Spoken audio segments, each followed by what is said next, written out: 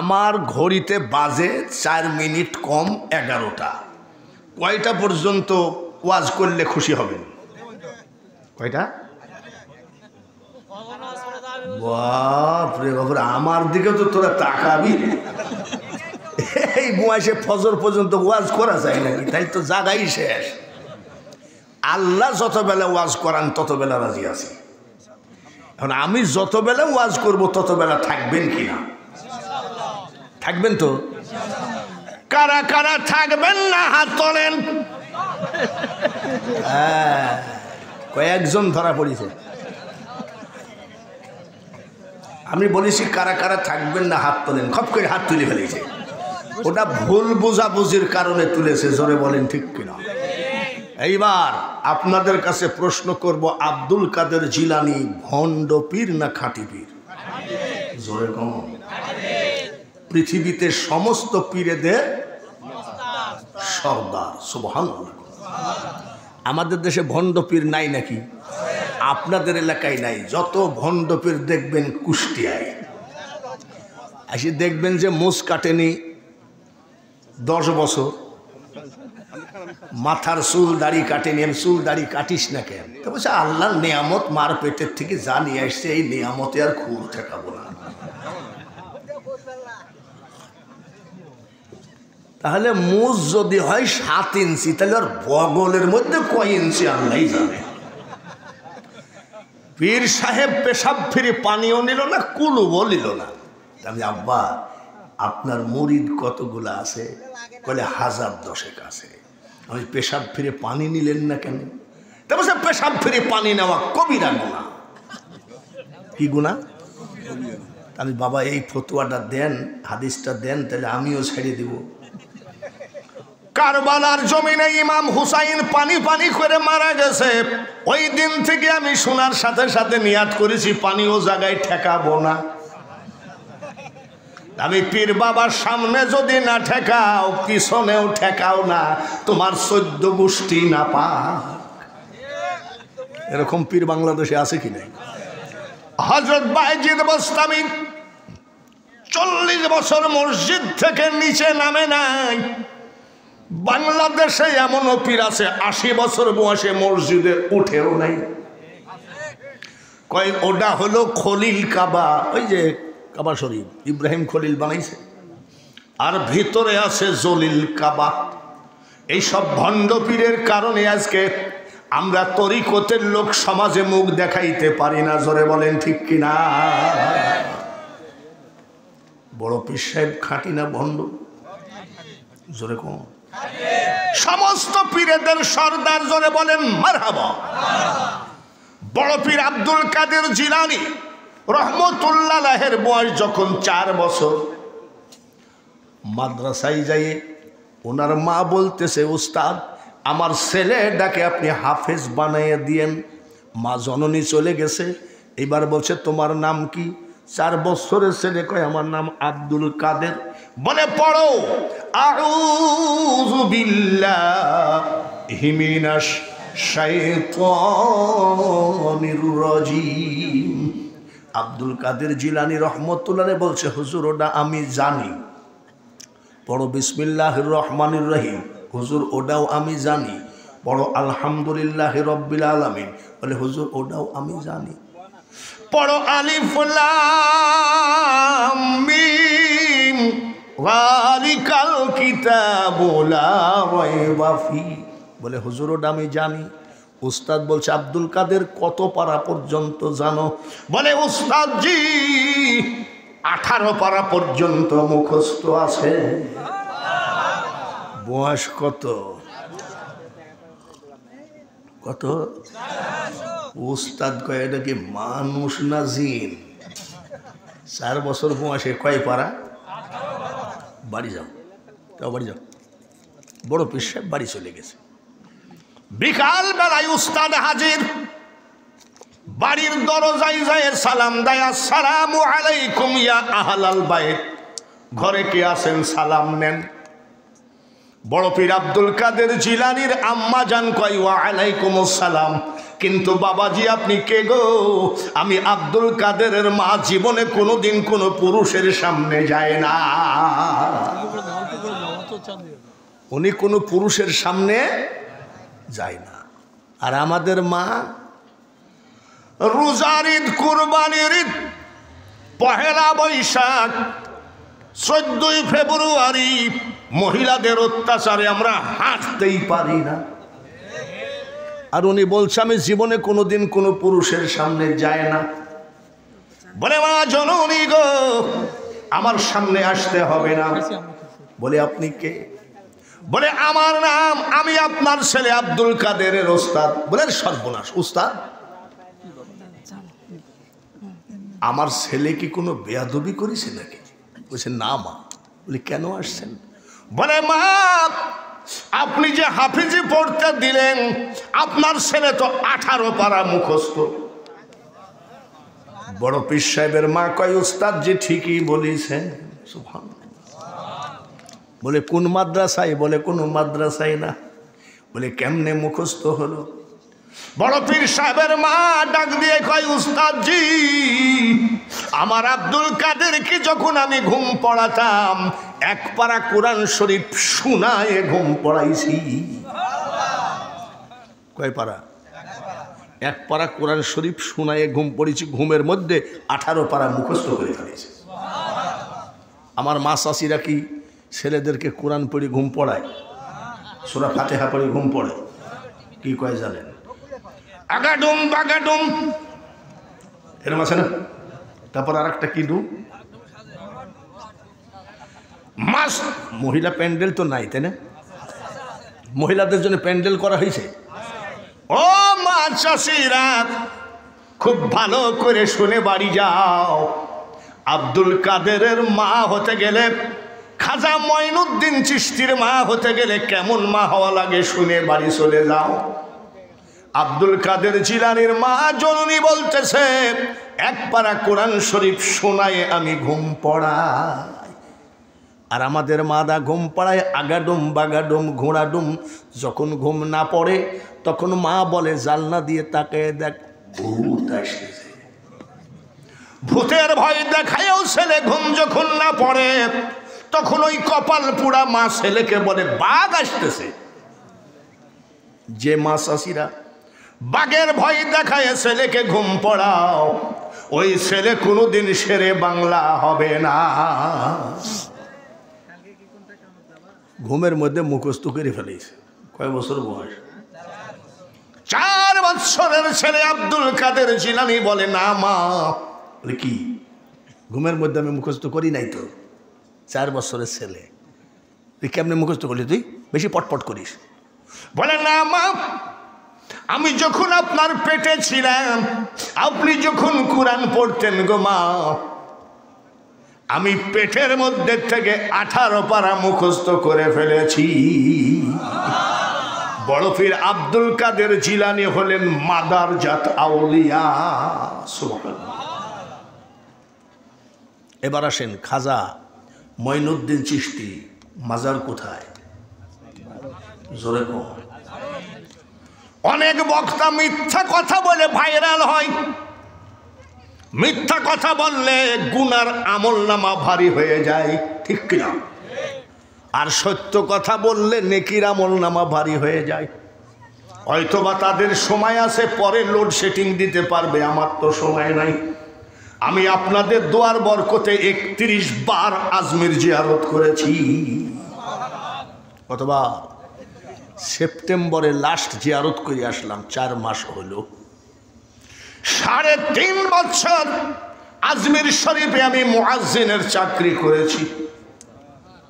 তখন গলা কি বাবু, জুয়ান ছেলে, আর গলাও আল্লাহ দিয়েছিল। এখনই গলা কি কম নাকি? তাহলে যুবককালের গলাটা কেমন ছিল? আমি যে আজমির শরীফে যখন প্রথম আজান দেই, আল্লাহু আকবার আল্লাহু আকবার আল্লাহু আকবার আল্লাহু আকবার, এখন কি সেই টানার আছে রে বা? সেই টানে আমার বেতন ছিল অন্যান্য মুয়াজ্জিনের 400 আর আমার ছিল 600 ইন্ডিয়ান টাকা। 3.5 বছর আমি ইমাম মুয়াজ্জিনের চাকরি করেছি। এই খাজা মঈনুদ্দিন চিশতি ওলি না ভণ্ড? জোরে বল মারহাবা কর, আলহামদুলিল্লাহ বলে। 78 বছর বয়স, 43 বছর ওয়াজের বয়স। London, Ireland, Scotland, Russia, Bharat, কত দেশে ওয়াজে গেলাম, একটা মানুষকে মুসলমান বানাইতে পারলাম না। আর আমার খাজা মঈনুদ্দিন চিশতি 90 লক্ষ অন্য জাতিকে মুসলমান বানিয়েছে। কত লাখ! আবার আমাদের দেশে কিছু কিছু লোক কয় তোমার পীরেরা কি কইরেছে? পীরেরা ছিল বলেই তো মন্দিরকে মসজিদ বানাইছে, ঠিক কি? মহাস্থান গড় পাইলা কোথায়? ইব্রাহিম আদম বলখির দান, ঠিক কিনা? আর ওখানে ছিল কেটা? পশুরাম। রাজা পশুরামকে খালি বলল আমাকে সেজদা দেওয়ার জায়গাটা ভিক্ষা দাও। তারপরে তিনি মন্দির ভেঙ্গে মসজিদ তুললেন। আর এখন আমরা বলি মাজারগুলো ভেঙ্গে দাও, গুড়িয়ে দাও। বাপ, ওই কি পাগল হয়ে গেছে নাকি? কত লাখ মুসলমান বানালেন খাজা বাবা, জোরে কোন? তাহলে 90 লাখ মুসলমান বানালে তার ভিতরে কি একটু আনন্দ আসে না? আসে না? খাজা গরিব নওয়াজ মিট মিট করে হাসতেছে। ওনার মা জিজ্ঞাসা করে, বেটা মঈনুদ্দিন তুই হাসিস কেন? বলে মা হাসি মানে হাসি ভিতর থেকে উতলাই আসতেছে। কে? বলে মা জননী গো, 90 লক্ষ অন্য জাতিকে মুসলমান বানিয়েছি। খাজা বাবার মা ডাক দিয়ে বলে, বেটা মঈনুদ্দিন রে, তাহলে তুই হাসবি কেন? হাসবো আমি তোর মা। বলে কিরকম? এটা তো তোর কৃতিত্ব নয়, আমি তোর মার কৃতিত্ব। বলে কেন মা? তাই শোন, 10 মাস 10 দিন পেটে ছিলি রে বেটা, আমি তোর মা। 2 চোখের পাতা বন্ধ করি নাই, কোনোদিন ঘুমাই নাই। ঘুমাও নাই? বল না। কয়দিন? 10 মাস 10 দিন ঘুমাও নাই। কি করিস? স্টার জলসা দেখেছে নাকি? এখন টিকটক। বলে মা তুমি ঘুমাওনি কেন? বলে সারা রাত আমি যাই নামাজে বসে নামাজ পড়েছি, কোরআন তেলাওয়াত করেছি, আল্লাহর কাছে হাত দুখানা তুলি কাঁদছি, মাবুদ আমার পেটে যে বাচ্চাটা দিয়েছো এই বাচ্চাকে বিশ্ব ওলি বানাইয়ে দিও। আমি হাসপথে, তুই হাসছিস কে? বলে মা তাই নাকি? বলে শুধু তাই নাকি, আরো শোন। বলে কি? বলে মঈনুদ্দিন খুব খেয়ালের সাথে শুনেন। খেয়াল আছে তো মাইকের দিকে?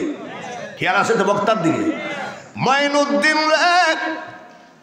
যতবার, যত মাস, যত দিন তুই আমার বুকের দুধ খালি রে বেটা, আমি তোর মা, বিনা অজুতে আমার দুধ তোর মুখে ঠেকায় না। সোনাতলা থানা নাকি? এটা কোন থানা? আপনাদের সোনাতলা থানা। আর আমি প্রধান বক্তার কুষ্টিয়া জেলার দৌলতপুর থানা। 2 থানা যদি চিরুনি অভিযান চালানো হয়, একটা মা এই বাংলার জমিনে আছে কিনা সন্দেহ আছে। যত বেলা দুধ খাইছে তত বেলা ওযু না করে ছেলের মুখে কি দেয় নাই। আর আমার মা চাষিরা ছেলের দুধ খায়, কি দেখতেছে? টিকটক। কি দেখতেছে? টিকটক। মার মন কোন দিক? টিকটকের দিকে। আর ছেলের দুধ খেতে খেতে ঘুমায় টেবিলের তলে পড়ে গেছে। মার যখন টিকটক শেষ হয়েছে তখন কয়, আব্দুল কুদ্দুস কই গেলি আব্বা? ছেলে কোন জায়গায়? রাস্তায় যাই ডাকে মা, আব্দুল কুদ্দুস দুধ খাতে খাতে কই গেলি রে বেটা? ছেলে কোন জায়গায়? আর মা খুঁজে কোন জায়গায়? শাসার কবর কলে আর শাসি কান্দে কলে। মা শাসিরা হয়তো মনে মনে বেজার হচ্ছ মা, খাজা বাবার মা যদি হতে হয়, বড় পীরের মা যদি হতে হয়, কেমন হতে হবে সেইটা তোমাকে জানাচ্ছি। জমিন যদি ভালো হয় মা, ফসলও ভালো হয়। মা শাসিরা বেজার হইও না। যেদিন তোমার ডাক পড়িবে গো মা,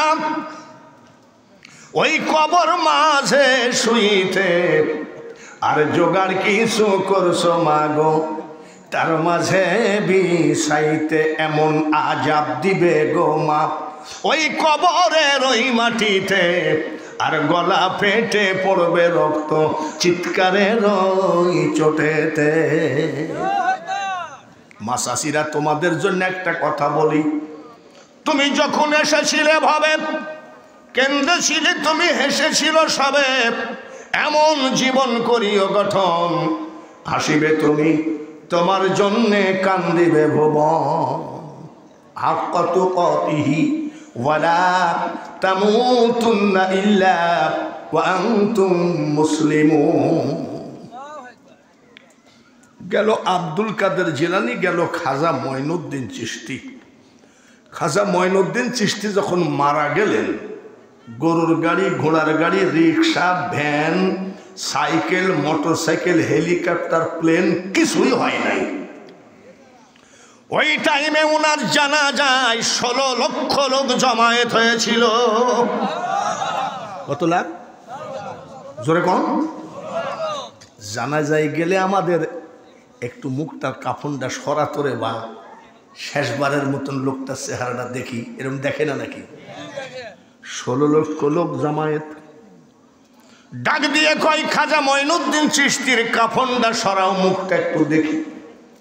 জীবিত থাকা কালীন যে নূর ছিল রে, মরার পরে আমার খাজার চেহারার উপরে কোটি কোটি গুণ নূর বেড়ে গেছে। এই নূর মুবারক দেখে আরো 1 লক্ষ অন্য জাতি মুসলমান হয়েছে। গেল কাদেরিয়া, চিশতিয়া, এবার আসেন নকশাবন্দিয়া, সব শেষে আসবো ফুরফুরা। রাজি আছেন তো? রাজি আছেন তো? অনেক দেরি হবে কিন্তু রাজি আছেন? আমরা বাহাউদ্দিন নকশবন্দ রহমতুল্লাহ আলাইহের জামানায় উনার মতন জ্ঞানী একজনও ছিলেন না, উনার মতো বড় অলি ওই জামানায় কেউ ছিল না।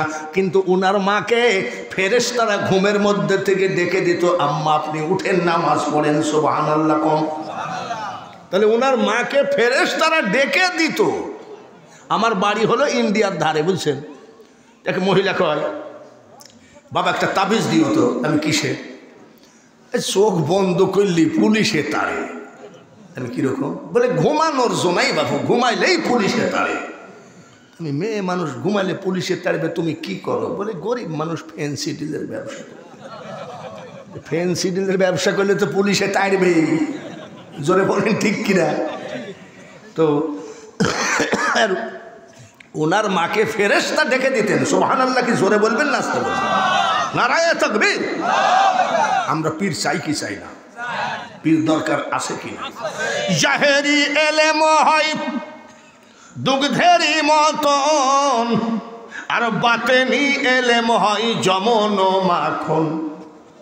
দুগ্ধ ব্যতীত মাখন কে কথা করেছে, আর পীর না ধরে পীরকে কথা হয়েছে। কিন্তু পীর ধরো আর যাই করো, নামাজ ছাড়া অলি হতে পারবা না। আমাদের দেশের একজন গায়ক মমতাজ গান গায়, দয়ালামা এই পথ দিয়া আসবে রে, আমি সদাই থাকি পন্থ পানে চায়া। দয়াল আমার এই পথ দিয়ে আসবে রে, সদাই আমি চেয়ে থাকি পন্থ পথে চাইয়া। দয়াল মানে কে? আল্লাহ। আল্লাহ আসবে কিসে? আর সালাতু মিরাজুল, নামাজের ভিতরে দয়াল আসবে, জোরে বলেন ঠিক কিনা?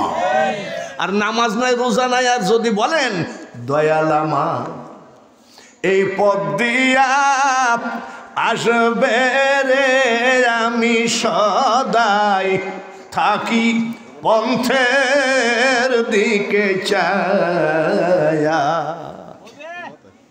ভালো করে মনে রাখো, গলা ভালো হলে আন্তর্জাতিক বক্তা হওয়া যায়, কোটি কোটি টাকা কামানো যায়, কিন্তু আল্লাহর ওলি হওয়া এত সহজ কথা নয়।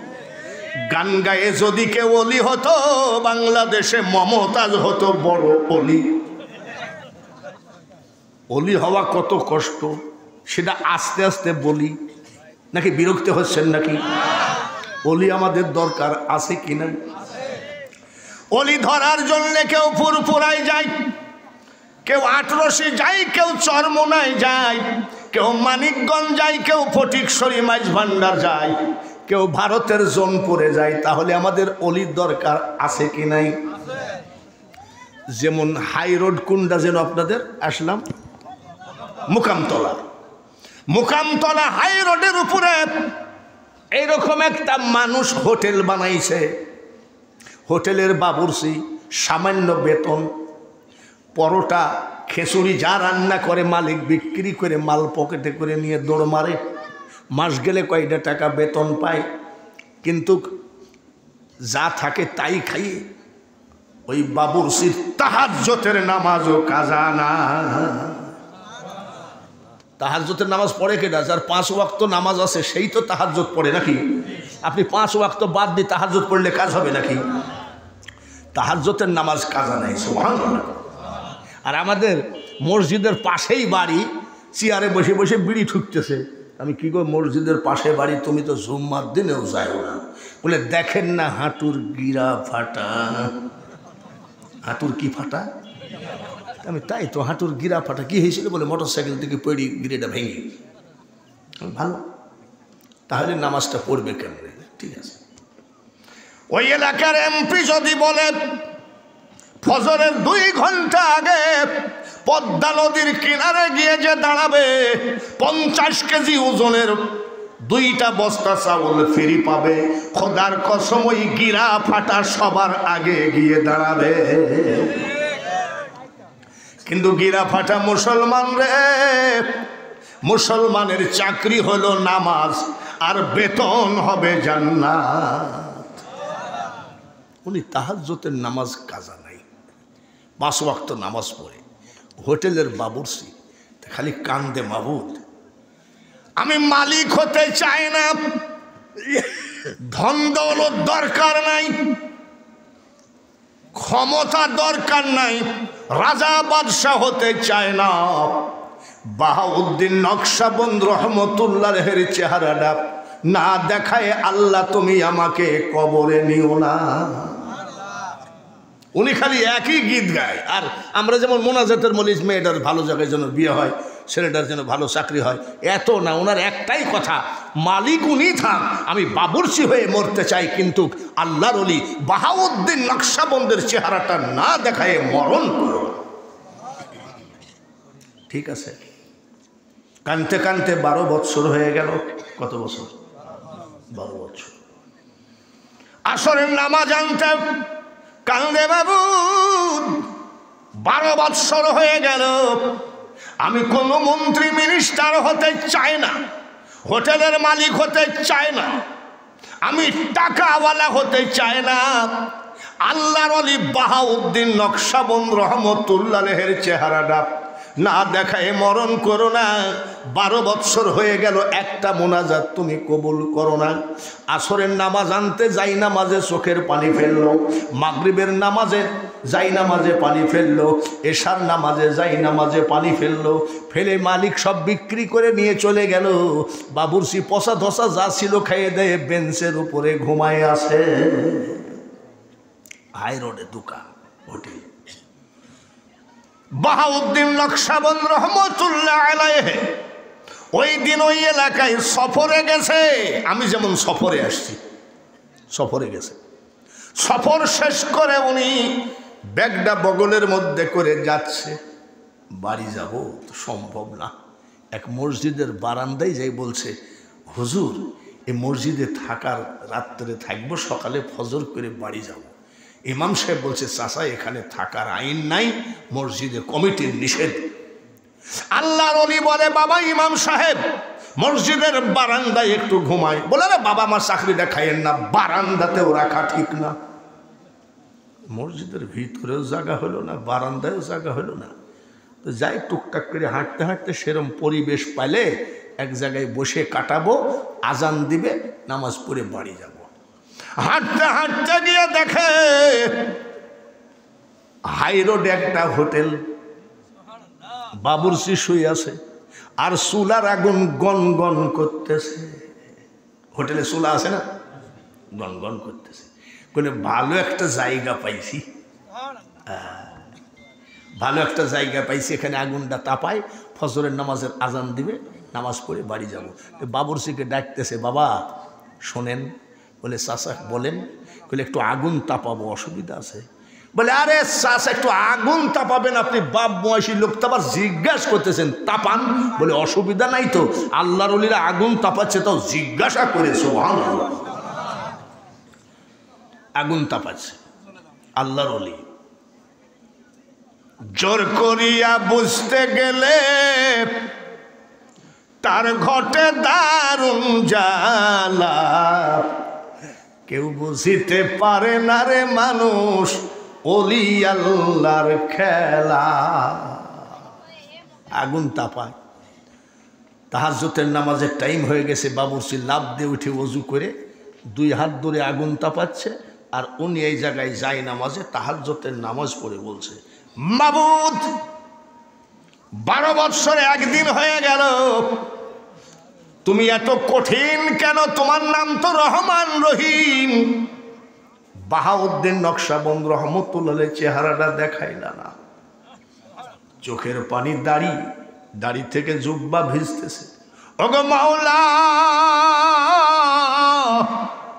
জীবন ভর যদি আমি কাঁদতে হয় কাঁদবো, কিন্তু আল্লাহর ওলি বাহাউদ্দিন নকশবন্দ রহমতুল্লাহের চেহারাটা না দেখে আমাকে কাফনের কাপড় পরাইও না। কোন জায়গায় বাহাউদ্দিন? মাত্র 2 হাত দূরে। মাকরুল্লাহ খায়রুল মাকরিনে তুই, ও মাওলা তুই রে তুই। খালি মোল্লাই মোল্লাই ঠক্কর, বুঝতে পেরেছেন? মাঝহাবে ফাটাফাটি, মোনাজাত নিয়ে কাটাকাটি, আর কবর জিয়ারত নিয়ে মার্ডার করি, সবে বরাতের রুটি আর হালুয়া নিয়ে 17টা হাসপাতালে। এই হলো আমাদের ব্যাপার। কিন্তু বুঝতে পারছেন, ইউনুস নবীকে মাওলা মাছের পেটে দিলি, কতদিন ছিল? 40 দিবস মাছের পেটে তোর কুদরতে রাখিলি রে মাওলা তুই রে তুই। আর কাঠ মোল্লা কোথাকার, খালি তর্ক বিতর্ক করে যাই নামাজে মুরাকাবাই বসো, আর মুরাকাবাই বসতে গেলে কামেল ওলির পাক কদম ধরো। আবার লা ইলাহা ইল্লা আনতা শিক্ষা দিয়ে নেকালিলি তুই, ও মাওলা তুই রে তুই। মনসুরের কলবে বসে আনাল হক বলিলি,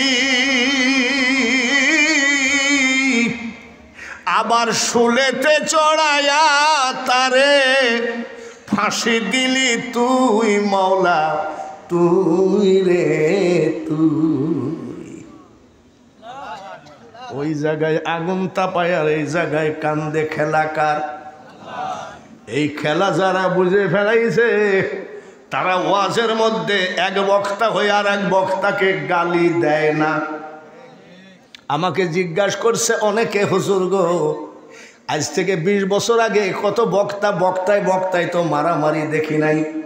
এক বক্তা আর এক বক্তাকে বলে পাকা কাফের, আর এক বক্তা বলে ওর জন্মের গোলমাল আছে, আর এক বক্তা আবার বলে ওর মুখে মুইতি দে। বানোয়াট মনে করো না, আমি ছোটোখাটো হলেও বক্তা, এইসব মাল আমাকে গোছগাছ করে রাখা লাগে। দুইটা নাকি দুইটা দেখি অবাক হয়ে যাচ্ছ নাকি? আমার মতন বক্তার লাগে না নাকি? এই হলো বক্তাদের বড় ধর্ম, যে আর এক বক্তাকে, আহা এক মুসলমান, উনি প্রধান অতিথি, ওনার মুখে দাড়ি নাই, তাই বলে যে আমি ওকে বেঈমান বলবো, ওর যদি আমার থেকে ইমান পাকা থাকে। সরে বলেন ঠিক। ভবে কি করিলাম রে একজন মানুষ না ভজিয়া, ওয়াজ করতে আসছি একেবারে গুনে গুনে টাকা পকেটে করে নিয়ে চলে যাব, আর উনি ওয়াজে উঠার আগেই 10,000 টাকা দান করেছে। তুমি কেন তাকে অযথা কাফের বেঈমান বলে গালিগালাজ করো? উনি বক্তার থেকে অনেক ভালো মানুষ। বক্তা নিয়ে যায় আর উনি দিয়ে যায়, ঠিক কিনা? ভাইরা আমার, এইবার বাহাউদ্দিন নকশবন্দ রহমতুল্লাহ বলছেন, আল্লাহ মৌলা তোমার লীলা খেলা কেউ বোঝে না। জোরে বলেন ঠিক কিনা? কাউরে রাখো গাছতলাই, আবার কাউরে রাখো মাওলা। ওটা চিন্তা করতেছে কয় কি রে, কান দিয়ে আমাকে দেখার জন্য, আবার কি, আবার 12 বছর একদিন। মোনাজাত শেষ করল, জায়নামাজ গুছায় রাখছে, এমন সময় বাহাউদ্দিন নকশবন্দ রহমতুল্লাহ ডাক দিয়ে কয়, বাবা শোনো, আচ্ছা তুমি 12 বছর ধরে কি কান্দা কানতেছ? খপ করে পা জড়াই ধরছে। চাচা, আপনি যে আগুনটা তাপাইলেন, একটু আরামে বসছিলেন, আমি তো নিষেধ করি নাই, আপনার পা দুখানে ধরে বলছি আপনি আমার জন্য একটু দোয়া করেন। আমি কিসের দোয়া? বলে আমি যেন বাহাউদ্দিনের চেহারা না দেখে কাফনের কাপড় না পরি। কাকে দেখতে চাই আর কার পা জড়ায় ধরে রে, এইগুলো যে বুঝতে পেরেছে তার মুখে আর বদনাম নাই।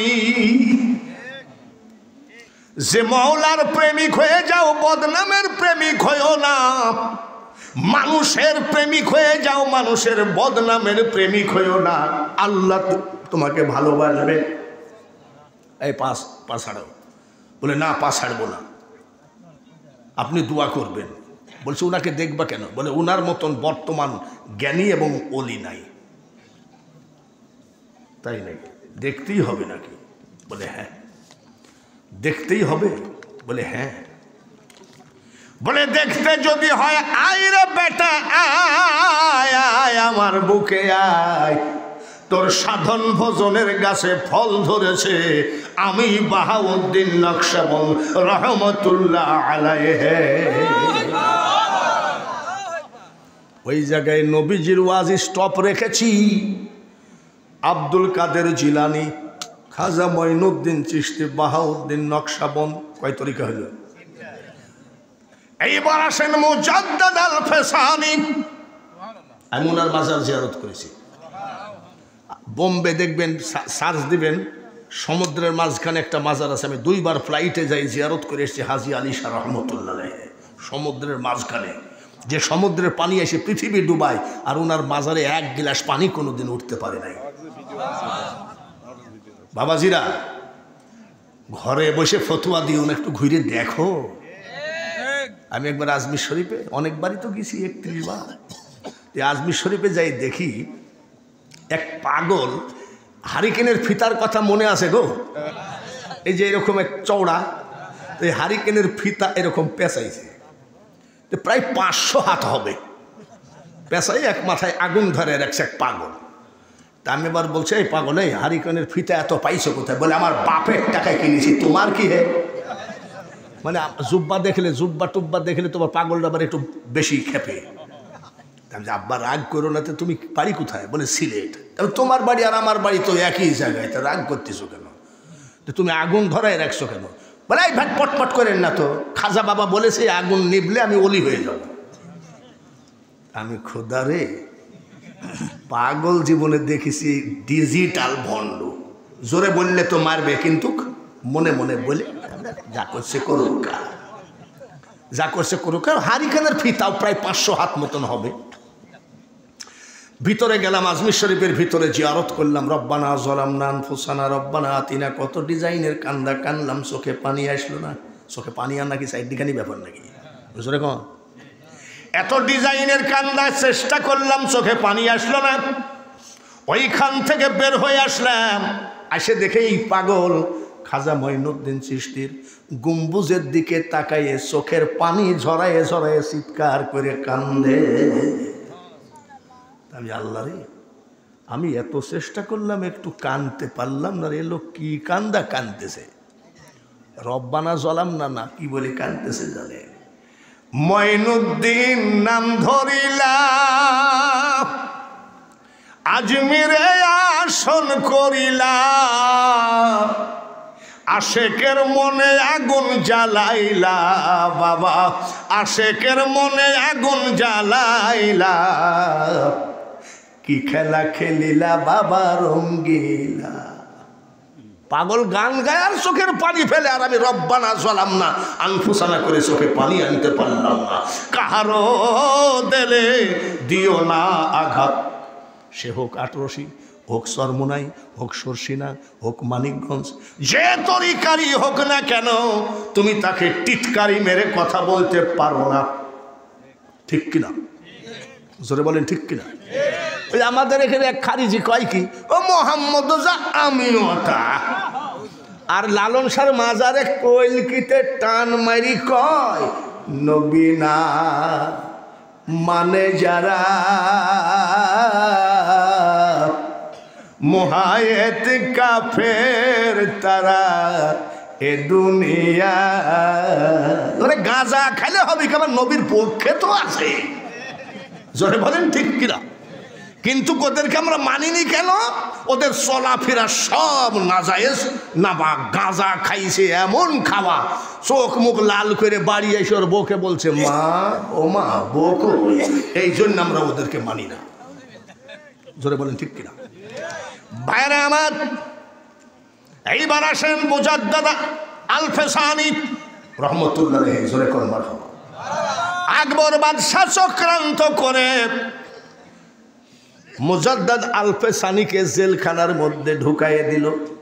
জেলখানার মধ্যে ঢুকাইয়ে দিয়ে ওনার ছেলে জাহাঙ্গীর একটা বাঘকে 1 মাস খেতে দেয় নাই। কতদিন?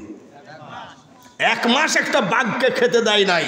ক্ষুধার্ত রেখেছে, জেলখানার ভিতরে ঢুকাইয়ে দেবে। মুজাদ্দাদ আল-ফেসানিকে বাঘে খেয়ে ফেলবে।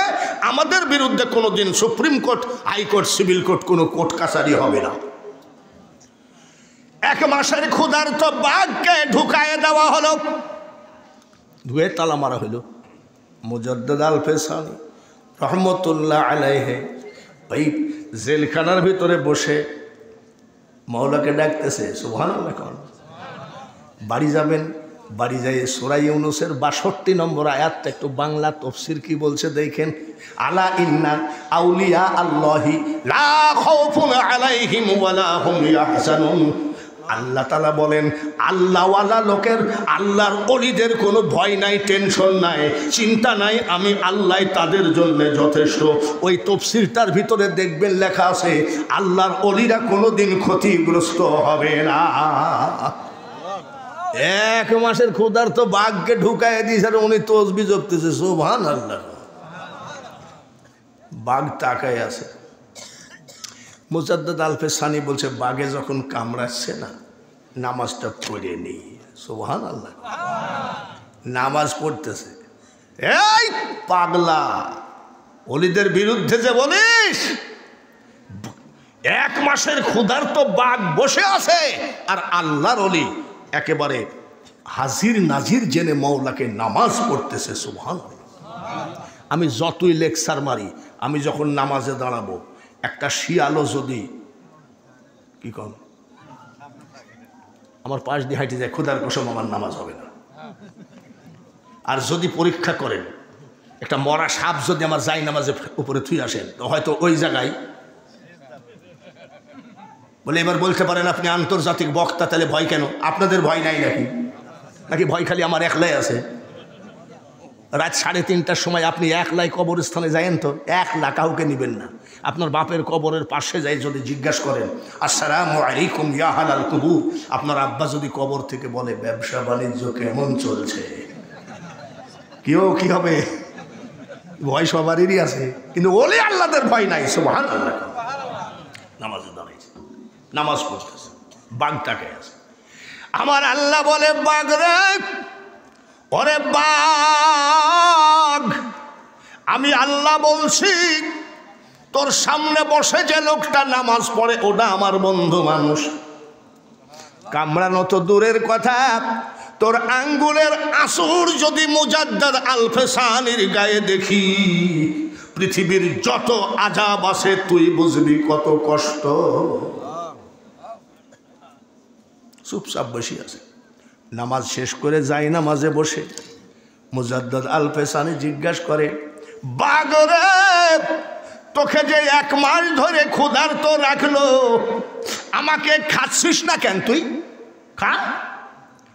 চোখের পানি ঝরায় দিয়ে কান্দে, হুজুর আপনি যখন নামাজে দাঁড়াইছিলেন তখন আমি বসেছিলাম, আমার আল্লাহ ডাক দিয়ে বলে বাগরে, যে তোর সামনে নামাজ পড়ছে এই মানুষটা আমার বন্ধু লোক। কামড়ানো তো দূরের কথা, তোর আঙ্গুলের আসুর যদি আমার অলির গায়ে লাগে, দেখবি কত সাজা তোর কপালে আছে। যার জন্য আমি চুপচাপ বসে আছি। সুবহানাল্লাহ। যে দেশেতে ঘুমাই কত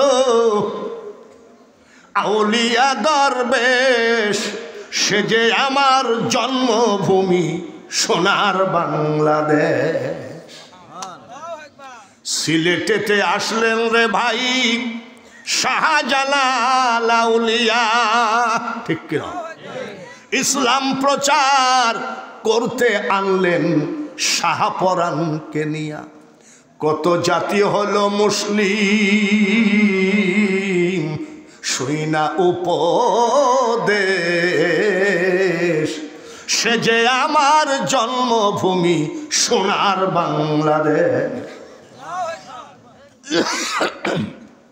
চাইনাতে করোনা ভাইরাসে লাখ লাখ মরেছে, ঠিক কিনা? ইতালিতে লাখ লাখ, আমেরিকায় লাখ লাখ। সেই হিসাবে ওরা আবার খুব যত্ন নেয়।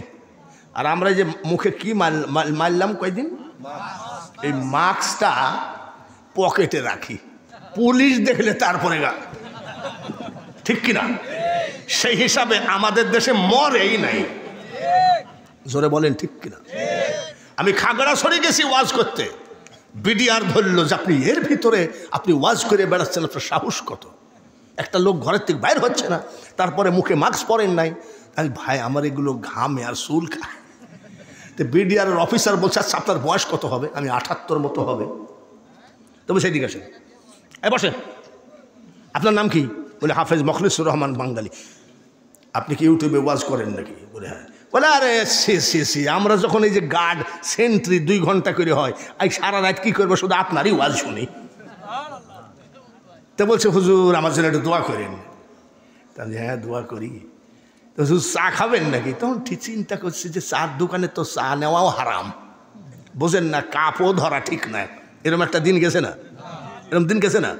তো চা খাবেন নাকি? খাওয়ান। চা খাই আবার 1000 টাকা দিলাম, আলহামদুলিল্লাহ।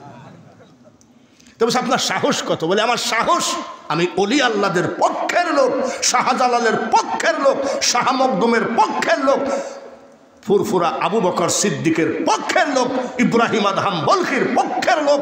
আমাকে কোনোদিন করোনা ভাইরাসে ধরবেন না। পাগলামি নাকি? যে কয়টা খাইলাম জিজ্ঞাসা করেন তো ছেলেদেরকে, ওই খাইলে মানুষ বাঁচে নাকি? ওই খাইই থাকি। এই দেখেন চা চিনি কম হয়েছে বুঝলেন, এই পানসি চা আমি খাই না। কি জন্যে? অনেকে মনে করে কি বয়স্ক লোক তো ডায়াবেটিস আছে, তা বলছে না এখনো আমাকে ধরে নাই। সুবহানাল্লাহ। এখনো ওলি আল্লাহর পাক কদম ধরো, রনে বনে জলে জঙ্গলে কোথাও তুমি ঠেকবা না। জোরে বলেন মারহাবা। এবার 4 তরিকার 4 পীরের কথা বলেছি। আপনাদের এখানে ফুরফুরার মুরিদ অনেক বেশি না? ফুরফুরার মুরিদ আনলা, আপনারা ফুরফুরার মুরিদ ঠিকই, কিন্তু নিজেরাও ফুরফুরার ইতিহাস অত জানেন না। আল্লাহ আমাকে যা জানাইছে, আমি ফুরফুরার মাজার জিয়ারত করেছি, ফুরফুরাতে আমি প্রধান বক্তা হয়ে ওয়াজ করেছি। ফুরফুরার আবু বকর সিদ্দিক রহমতুল্লাহের পীর কেবলা সুফি ফতে আলী শাহ রহমতুল্লাহের মাজার আমি হাজার হাজার বার জিয়ারত করেছি। কলকাতা মানিকতলা ওয়াজেদ আলী মেহেদিবাগের মাজার আমি জিয়ারত করেছি। আমার স্বচক্ষে যাহা দেখেছি তাহা বলতেছি। ফুরফুরা আবু বকর সিদ্দিক কত বড় আল্লাহর ওলি। যশোরের 12 বাজারে উনি এক ভক্তের বাড়িতে বেড়াতে আসছিলেন, 3 দিন ছিলেন। কয়দিন? কেডা? আবু বকর সিদ্দিক। কয়দিন? পেশাব পায়খানা করে না। মুরিদ জিজ্ঞাস করে, হুজুর 3 দিন আপনি আমার বাড়িতে থাকলেন, পেশাব পায়খানা করলেন না কেন? আবু বকর সিদ্দিক বলে, বেটা রে, তোর চোখ আর আমার চোখ এক চোখ না। আমি চারিদিকে তাকায় দেখি শুধু অলি আল্লাহ ঘুমায় আছে, আমি আবু বকর পেশাব ফেরার জায়গা পায় না। এই জন্য বলেছিলাম যে কয়টা পর্যন্ত পারবেন। এখনো ওয়াজ শুরুও করি নাই, ভূমিকা চলছে। এবার সোজা হয়ে বসো। এটা বগুড়া জেলা। বগুড়ার পরের জেলাটা কি? তারপরে দিনাজপুরটা বাদ দিয়ে রংপুর গেলা কেমনি? দিনাজপুর হলো হিলি বর্ডার নাকি? আমরা বাংলাদেশ কিছু দিনাজপুর পাইছি, ভারত কিছু দিনাজপুর পাইছে। ঠিক কোন গল্পের কথা না। মালদা, পশ্চিম দিনাজপুর, দক্ষিণ দিনাজপুর আমি ভাজা ভাজা করে ওয়াজ করেছি। এমন কোন এলাকা নাই যে আমি ওয়াজ করি নাই। ফুল 26 বছর আমি শুধু ভারতে ওয়াজ করেছি। এইবার দিনাজপুরে হলদিবাড়ি বলে একটা জায়গা আছে। এই হলদিবাড়ি পীর সাহেব আর হযরত আবু বকর সিদ্দিক একই পীরের মুরিদ। আমাদের তরিকতের নিয়ম আছে, উনি যদি আগে মুরিদ হয় আর আমি যদি পরে হই, উনাকে আমরা বলি বড় ভাই। কিসের বড় ভাই? তরিকতের বড় ভাই। তাহলে আবু বকর সিদ্দিক আগের মুরিদ আর হলদিবাড়ি পীর সাহেব পরে মুরিদ। তো ওনাকে বলছে, ভাইজান একটা কথা বলবো। বলে কি? আমি যদি মারা যাইতে জানাজাটা আপনি কইরেন। তে বলছে, বুঝতে পারছেন নাকি? বলে, বোঝা তো যাই। সুবহানাল্লাহ। আল্লাহর ওলিরা বুঝতে পারে তার আর কয়দিন হায়াত আছে, পারে কি পারে না। এরকম বহু ইতিহাস বাঙালি হুজুরের জানা আছে। বাইরে আমার আবু বকর সিদ্দিক ডাক দিয়ে কয়, ভাইজান হায়াত মৌতের মালিক আল্লাহ, বলা যায় না। আমি আবু বকর যদি জীবিত থাকি আপনার জানাজায় আমি আসবো। বলে, ভাই আইসেন। আর একটা কথা, বলে কি, আমি মরার সময় যদি এইভাবে মরি তাহলে আপনি আমার হাতটা ছুটাইয়েন না। এগুলো কি? ওসিয়ত। জোরে কোন কি? ঠিক আছে। হলদিবাড়ি পীর সাহেব মারা গেল। খবর পেয়ে ফুরফুরার বুড়া হুজুর আবু বকর সিদ্দিক রহমতুল্লাহ হাজির হলেন। আইসে দেখে হলদিবাড়ি পীর সাহেব ঠিকই এইভাবে মরেছে। এই লাশ ধোয়াও। লাশ ধোয়ানো শুরু করছে। এবার ওই জায়গায় টান মারবে, ধুবে। ফুরফুরার আবু বকর সিদ্দিক বলছে, হাত ছুটাইও না। এইবার ধোয়ানো পাটি বলছে, হুজুর হাতের মধ্যে নাপাকি লেগে থাকতে পারে, আবু বকর সিদ্দিক রহমতুল্লাহ বলছে, পাগল রে, মানুষ যখন ওলি আল্লাহ হয়ে যায় তখন সে আর নাপাক থাকে না। বলছে তাই হয় নাকি? বলছে তোমরা সরো। সবাইকে সরাইয়ে দিয়েছে, সরাইয়ে দিয়ে কাপড় দিয়ে ঘিরা আছে, সব সরাইয়ে দিয়ে বলছে ভাইজান কিছু মনে করেন না। সুবহানাল্লাহ। আচ্ছা কোন তো দেখি লাশের সাথে কথা বলতেছে, মরা মানুষ কথা বলতে বলে। হাদিসে লিখো মারহাবা বলেন, আউলিয়ারা রহে জিন্দা নাই তাদের মরণ। এবার আসেন এটা হাদিস, কোরআনে কি আছে? ওয়ালা তাকুলু লিমান ইউকতালু ফি সাবিলিল্লাহি আমওয়াত বাল আহইয়াউন ওয়ালাকিন লা তাশউরুন। আল্লাহ তাআলা বলেন, আল্লাহর রাস্তায় যারা মারা গেছে তাদেরকে মৃত বলে না, তারা জীবিত, কিন্তু তোমরা উপলব্ধি করতে পারো না। আল্লাহ বলে ওলি আল্লাহরা জীবিত, আর আমরা মোল্লা বলি মইরে ভূত হয়ে গেছে, ওখানে যাইস নে গুনাহ হবে। আর আল্লাহ কয় মরে না। সুবহানাল্লাহ। জিজ্ঞাসা করছে ভাইজান একটা কথা জিজ্ঞেস করব, সব তো পলায় সরাইয়ে দিয়েছি, তো হাতের ভিতরে কি একটু জানতে পারি, চিন্তা করতে পারিছেন? সুবহানাল্লাহ। ওলিদের ক্ষমতা আছে কি নাই? আর একবার জোরে কোন, আসতে হলো আর একবার কোন, ওলি আল্লাহদের ক্ষমতা কি আছে? আজমির শরীফে 1984 সালে আমার ভাই দারোগা, পুলিশের দারোগা, যে হঠাৎ করে ভাই একটা বিপদে পড়ে গেল, ওনাকে নিয়ে আজমির জিয়ারত করতে গেলাম। তা আজমিরের ভিতরে ঢুকছি জিয়ারত করতে, তা আমার পার্শ্বে একটা 14-15 বছরের ছেলে, একটা চিটাগাং বাড়ি, তো কানতেছে, ও বাজান আর পয়সা করি চিন্তাই হয়ে গে গুই বাজি আয় ঘরত কেনে যাইম। এটা কোন ভাষা? জোরে কোন। আমি মাঝে মধ্যে চিটাগাং ওয়াজ করতে যাই, আমি ভাই রাখেন না, ঠিক আছে রাখেন, চিটাগাং ওয়াজ করতে যাইতাম, যে আপনার আমার ভাষা বোঝেন? তো বলছে হুজুর খুব বুঝি, কিন্তু তোমাদের ভাষা তো আমি বুঝি না। বগুড়ার ভাষা বোঝা যায়, কুষ্টিয়ার ভাষা বোঝা যায়, দিনাজপুরের ভাষা বোঝা যায়, জোরে বলেন ঠিক কিনা? কিন্তু চিটাগাংয়ের ভাষা বোঝা যায় না। মানে কি? আমি ওয়াজের ভিতরে বলি আরবি ভাষায় কোরআন নাযিল হয়েছে। আমার বাপের ভাগ্য ভালো, 30 পারা কোরআন মুখস্থ করেছি। যদি চিটাগাঙ্গি ভাষায় কোরআন নাযিল হতো রে, এই 78 বছরে 78 আয়াত মুখস্থ হতো না। ওরা আবার হাসে, আমার কথা শুনে হাসে, তাহলে তোদের ভাষা খুব কঠিন, তো কানতেছে। মানে চিটাগাং ট্রেনের মধ্যে পকেট মার হয়ে গেছে, 5 ফুটও হারাই গেছে। তো খাজা বাবার কাছে বলতেছে, ও বাজান আর পয়সা করি চিন্তাই হয়ে গে গুই, ও বাজে আই ঘরত কেন যাইম। এখন আমি হাসতেছি, তা আমার বড় ভাই আবার বলছে, তুই একটা বেয়াদব, মাজারের ভিতরে হাসিস কেন? আমি মাজারের ভিতরে হাসি কি জন্য জানো? খাজা মঈনুদ্দিন চিশতি না হয় আরবি জানে, উর্দু জানে, ফার্সি জানে, না হয় মনে করলাম বাংলাও জানে, কিন্তু খাজা বাবা কি চিটাগাঙ্গি ভাষা জানে নাকি? আল্লাহর ওলিরা সব ভাষা বোঝে কি বোঝে না? আফ্রিকানরা নবীজির রওজায় কান্দে আফ্রিকার ভাষায়, আমেরিকানরা আমেরিকার ভাষায়, নাইজেরিয়ানরা নাইজেরিয়ান ভাষায়, আর বাঙালি কান্দে বাংলা ভাষায়। সব ভাষা আমার নবীজির জানা আছে কি নাই? আরো জোরে বলেন, আছে কি নাই? মারহাবা কন, জোরে কন সুবহানাল্লাহ। ভাইজান কিছু মনে করবেন না, কি বলে হাতের ভিতরে কি ব্যাপার বলবো নাকি?